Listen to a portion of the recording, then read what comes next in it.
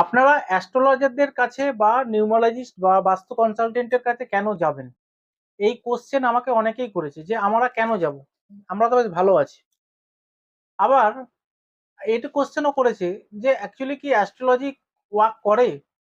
আজকে আমি আপনাদেরকে এমন একটা কথা বলবো ফার্স্ট টাইম সোশ্যাল মিডিয়ায়।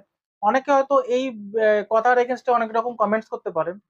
যদি আপনার লাইফস্টাইলের মধ্যে সেই ধরনের লাইফস্টাইল আপনি আনতে পারেন তাহলে কোনো জ্যোতিষের কাছে আপনাকে যেতে হবে না।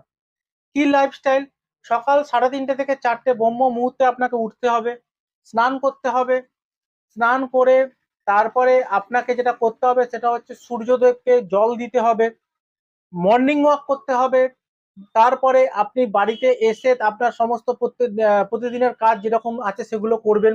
প্লাস আরেকটা জিনিস সেটা হচ্ছে মোবাইলের ব্যবহার কমিয়ে ফেলতে হবে। বেশি মোবাইল ব্যবহার করা যাবে না। ফ্যামিলিকে সময় দিতে হবে, ফ্যামিলিকে টাইম দিতে হবে।